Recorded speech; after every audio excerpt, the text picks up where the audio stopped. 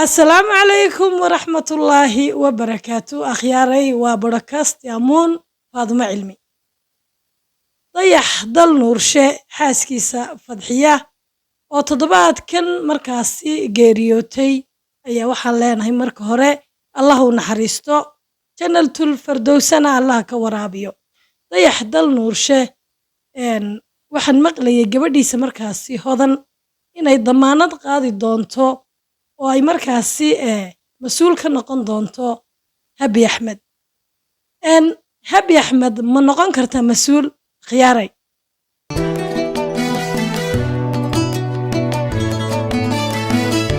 wax markaasi ay Habi Axmed tilmaantay inay inanta hodan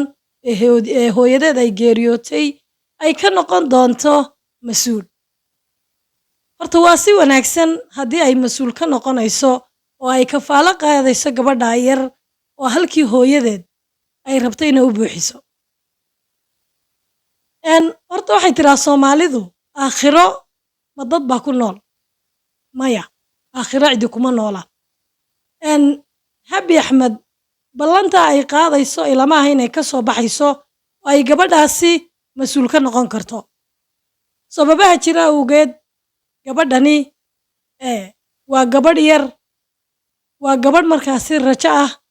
hooyadeed boos badan oo ay u buuxinaysay waxa laga yaabaa inayna u buuxin karin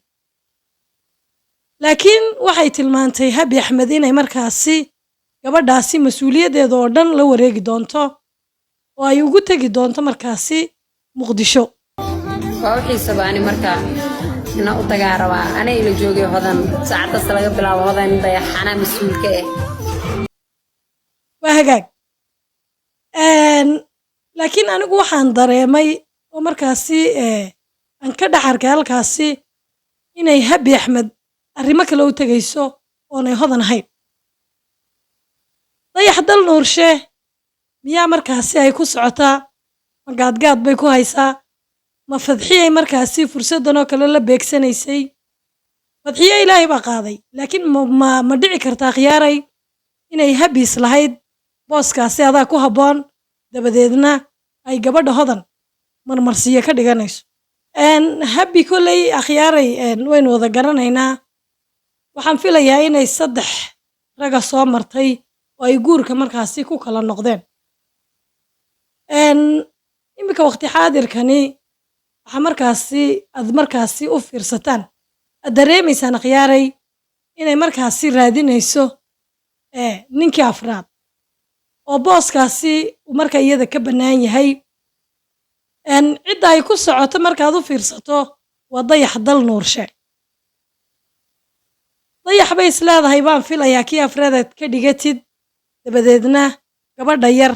ayay gabood ka dhiganaysaa oo ay ku soo gabanaysaa horta mas'uuliyaddu wax ciyaara maaha hooyo meel ay ka baxday oo ilmihii hooyadii dhimatay hooyo kale inay booskii hooyo u buuxin karto uma malaynayo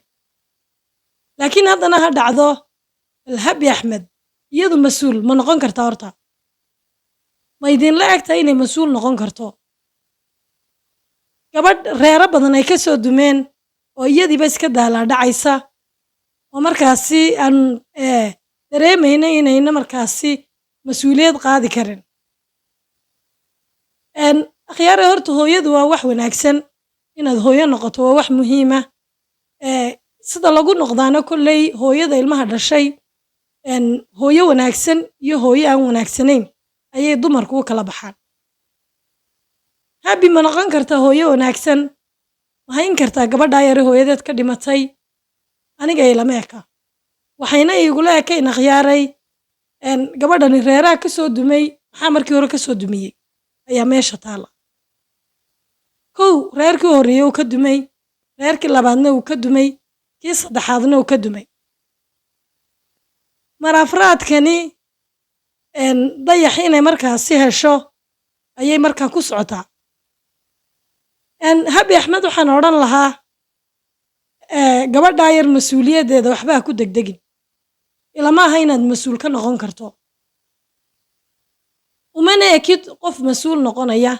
amaba damaanad qaadaya inuu ilmo yar uu koriyo marka waxaa leeyahay dib uga joogso arrinkaasi arrinkaa soconaya maaha akhyaaray dayax inta badan dad badan baa ku soo gabanaya qaar yow magac ku raadinayaa jira oo waqti xaadirkan isku dayay inay idhaahdaan dayax baanu u ururinayna lacagayow aanu ku caawino dayax laftiisu uu ka jawaabay waxaanu ku jawaabay anigu waxaan ahay nin dhalinyar ah oo shaqaysta wax baahi ah ima hayso waan isku filanahay dadyowga markaasi magac igu raadsanayo ka jooga habi axmed laftirkeedu arrinkaasi iyadoo ka hadlaysa way jirtay oo tiri markaasi yaan waxba loo ururinin waa nin isku filan waa nin shaqaysta way qaldan yihiin lacag cid idinka rabta ma lahan lacagta aruursanaysiina qaab kale inaad ku qaadatay rabtiin qaab kale allah idinka siiyo dayax nin lacag u baahan ma ahan farxiyano ilaahay u naxariisto duca la idinka rabta cid wax uga baahan ma jirto akhyaartayada markaasi inagu xidhan ma noqon kartaa oo ma filaysaan inay habi hodan ay mas-uuliyaddeeda la wareegi karto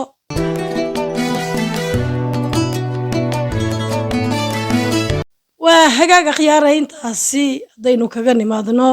habi axmed iyo dayax dal nuurshe waxaynu markaasi barnaamijka inta badan aynu ku soo gabagabaynaa hal su'aalah su-aashaasi oo markaasi akhyaartayadu ay ka soo jawaabaan dabadeedna aanu siino kaar 200 oo bira su'aal haddaan hadda soo qabto aan isleeyahay way fududahay laga yaabaa inaydin markaasi ka jawaabi kartaan su-aashaasi waxay ku leedahay waxaad sheegtaa nin ayna u bannaanayn waqtiyada qaar inuu naag guursan karo oo ay xaaraan ka tahayba inuu naag guursado gabadhna aan loo guurin karin oo ay xaaraan ka tahay waqtigaasi markaasi waa waqtigee waqtiga ay ninka xaaraan ka tahay inuu guursado waa waqtigee akhyaara idinkoo markaasi qaybta commentiga kaga soo jawaabi doona akhyaara intaynu ku kulmayno barnaamijkan iyo barnaamijka xiga meel kastoo aad joogtaanba si walbaad noola socotaanba waxaanu idin leenahay tan iyo intaynu ku kulmayno waxaanu idinkaga tegaynaa assalaamu calaykum waraxmatullaahi wabarakaatu